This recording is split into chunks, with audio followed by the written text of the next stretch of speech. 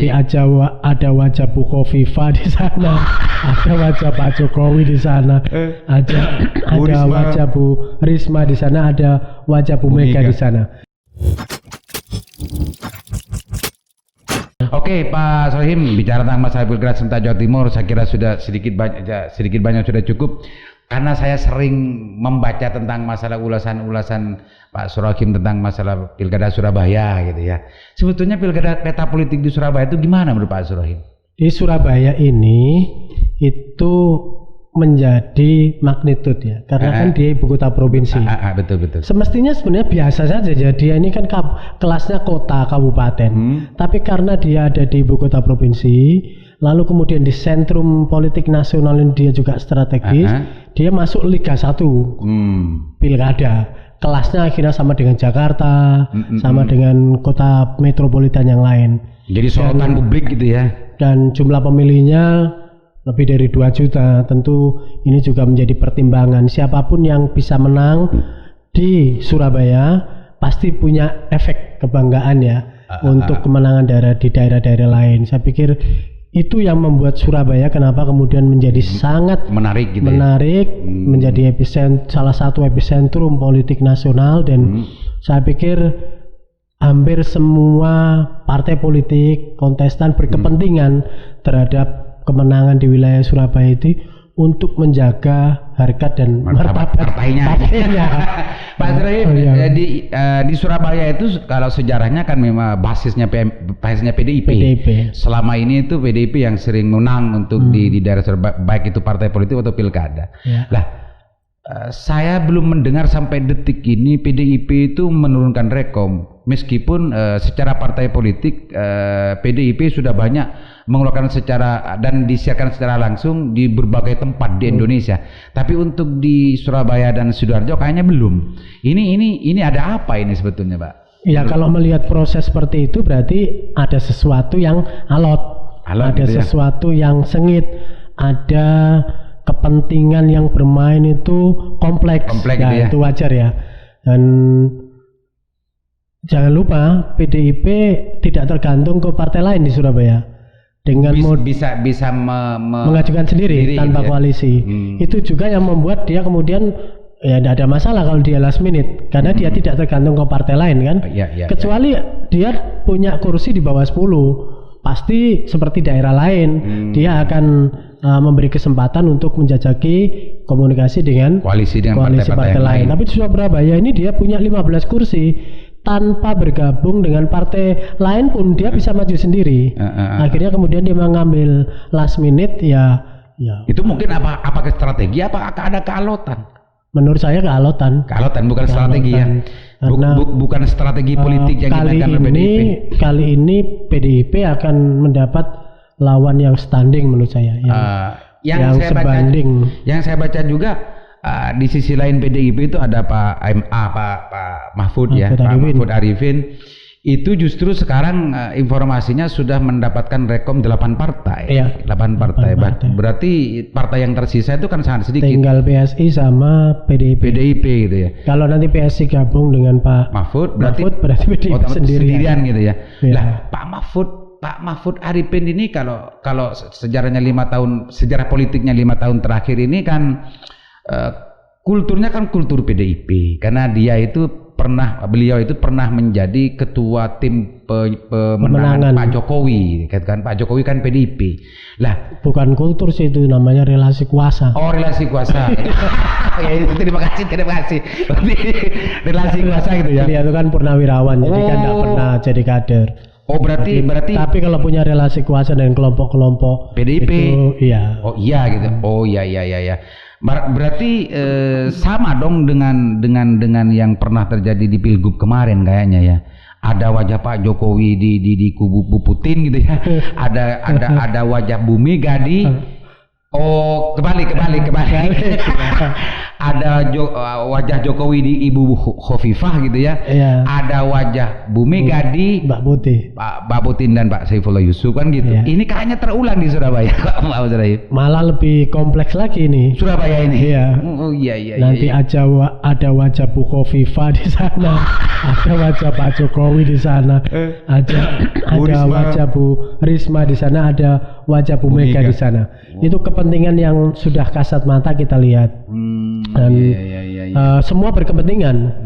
Saya pikir juga Bu Khofifah yang selama ini semua orang tahu ya kan, disharmonis ya dengan Bu Risma, pasti juga menginginkan Surabaya ada harmonisasi dengan provinsi. Tentu ada kepentingan juga di sana. Iya. Terus Terus tadi Pak Mahfud mungkin ada relasi dengan Pak Jokowi karena pernah menjadi tim pemenangannya. Tapi kalau seandainya PDIP maju sendiri, tentu PDIP terpatron ke Bu Megawati. Jadi akhirnya ini menjadi pertarungan kontestasi gajah melawan gajah loh. Gajah melawan gajah ya. Iya, jangan dikira. Kendati PDIP sendirian dia juga gajah. Kenapa? Karena dia selama pemilu langsung, pilkada langsung menang terus di Surabaya. Ada sejarah kemenangan yang terus menerus sehingga sekarang pun PDIP pasti terbebani untuk menang itu. Sementara terbebani harus menang maksudnya. Iya kan terus menerus dia menang ini untuk pilkada langsung di Surabaya. Iya. Masa kemudian harus ya sudah ini lawannya kuat. Berarti lambatnya Rekom turun ke calon bisa jadi karena kehati-hatian gitu. Ya, kehati-hatian untuk bisa menang, berhitung cermat dan lain-lain. Iya. Masuk itu. Karena harus menang gitu. Itu dibebani harus menangnya itu ya. Makanya dia terlambat untuk. Dan banyak orang juga yang penasaran, kok udah bisa kalah-kalah ini PDIP. Enggak, mestinya kalau orang-orang yang lain kan begini Pak Sorim. Iya. Ini pikiran saya. Kalau sudah menjadi gajah, semestinya dia itu akan aktif untuk bagaimana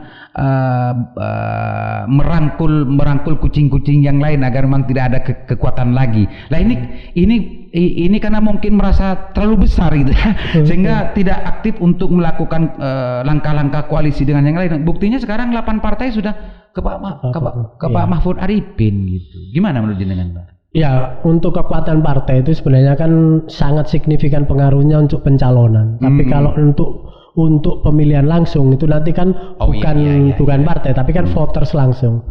Itu yang membuat kemudian apakah koalisi gemuk otomatis kemudian dia dapat dukungan yang signifikan, belum tentu juga. Karena pemilih partai kadang-kadang dia tidak memilih calon partai. Selama ini orang di partai tengah itu ya, partai-partai moderat itu rata-rata ya kisarannya antara 30-40% gitu orang yang sama memilih partai dengan sama memilih calon partai. Tapi juga ada yang partai-partai ideologis, yaitu tinggi, relatif tinggi. Antara pilihan partai dan pilihan jago partai itu bisa sampai 60%. Oh gitu. Jadi tergantung apakah nanti itu bisa konsisten angka-angka itu termasuk yang akan kita lihat. Apakah koalisi gemuk itu otomatis kemudian angkanya signifikan untuk menambah voter tadi, ataukah yang tidak berkoalisi ini kemudian punya ya peluang juga untuk mengambil ceruk pemilih yang lain. Karena menurut pendapat saya ada sekitar 27% angka liar yang menentukan angka 27% di Surabaya maksudnya. Di Surabaya. Jadi itu akan menurut saya akan jadi rebutan ketika kompetisi ini ketat. Pak Sorim, sebelumnya saya pernah dengar juga di Surabaya itu akan ada calon independen, ada Soleh sama Taufik Muncong. Ada 2. Itu gerakannya, amatannya Pak Sorim serius enggak itu kira-kira? Ya kalau menurut saya siapapun calon independen yang tidak lolos itu berarti tidak serius.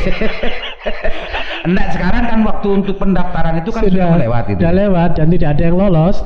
Oh gitu, berarti ada satu calon yang lolos sedang mengajukan keberatan, tapi menurut saya kalau dilihat dari catatan kekurangannya cukup berat sih untuk bisa memenuhi itu. Calon yang mana itu? Yang kalau Mas Soleh sama Mas Taufik itu kan eliminasi awal itu sudah gugur karena tidak cukup sebaran dan jumlah dukungan. Tapi kalau yang calon saya lupa namanya yang bisa lolos verifikasi faktual ini. Itu kemarin katanya sedang mengajukan keberatan, tapi menurut saya kok rasa-rasanya berat untuk bisa memenuhi syarat. Artinya menurut amatan Pak Surahim di Surabaya tidak akan ada calon independen ya? Saya pikir waktunya sudah lewat dan kayaknya calon independen belum ada yang bisa dikabulkan, diloloskan, dan kita hanya berharap, itu pun kita sekarang berharap PDIP maju sendiri. Oh gitu. Kalau seandainya PDIP bergabung ke PMA, selesai pilkada kosong berarti. Tapi itu juga akan sangat mungkin terjadi kan, karena sampai sekarang namanya kan politik last minute, siapa tahu ada perbincangan serius, toh yang naikkan itu bukan kita. Yang naikkan kan ketua DPP di sana. Yang nama-nama yang beredar yang beredar untuk PDIP itu Pak Wisnu, Pak siapa Pak Wisnu? Ada Pak Wisnu Sakti Buwana, ada Pak Armuji, ada Pak Eri. Yang daftar aja banyak, ada 18 orang. Rata-rata kader PDIP genuine itu ya. Yang di luar itu juga banyak orang yang tertarik untuk. Termasuk Pak Mahfud? Enggak. Oh, Pak Mahfud memang enggak daftar ke PDIP. Ya. Tapi kan mekanisme itu boleh mendaftar di DPC, boleh mendaftar di DPD, boleh mendaftar di DPP. Seperti Pak Eri itu tidak mendaftar di DPC dan DPD, tapi dia mendaftar di DPP. Dan itu di PDI boleh-boleh saja. Itu salah satu bentuk dari agak sulit memang kalau kita bicara tentang nama, karena hak prerogatif itu murni ada di Bu Megawati sebagai ketua umum. Dan siapa yang punya relasi kuasa yang kuat ke Bu Megawati, ya kemungkinan besar itu. Jangan dikira loh orang begini, orang kalau elektabilitasnya tinggi pasti di rekom. Oh tidak. Kalau untuk urusan rekomendasi ini, akses ke bawah kuat, akses ke atas kuat. Itu ya. Harus dua-duanya kuat. Kalau cuman ke bawahnya kuat, atasnya tidak kuat, syaratnya kurang terpenuhi. Sama, aksesnya ke atas kuat, ke bawahnya kurang kuat, pertimbangan di sini juga bisa munting. Nah, PDIP sepertinya sedang mencari keseimbangan itu ya. Yang ke atasnya kuat, ke bawah kuat, ke bawahnya kuat. Ya. Oke Pak Surahim, terima kasih banyak. Tapi sebelum ada yang menarik loh. Gimana? Pemilih Madura di Surabaya itu majority. Jadi menentukan loh. Berarti Pak Mahfud Arifin ini kalau bicara kultur gitu ya, sangat memungkinkan untuk bagaimana pemilih orang Madura ini bisa siapa yang bisa menggait hati dan pikirannya masyarakat Madura di Surabaya pasti akan signifikan memperoleh tambahan itu. Tapi ya karena kelas sosial di Surabaya itu relatif menengah ke bawah, dan kita lihat saja siapa gimana yang lebih sakti membaca kehendaknya masyarakat Madura di Surabaya. Terutama menurut saya masyarakat Surabaya itu banyak yang ada di pasar, ada di pesisir. Menurut saya harus ada konsentrasi dan perhatian ke arah sana. Siapa tahu dengan program-program yang bisa progresif seperti itu, dukungan masyarakat Madura di Surabaya bisa signifikan. Oke. Pak Surahim, terima kasih banyak. Tidak tanya saya kan KTP-nya Surabaya. Oh Surabaya.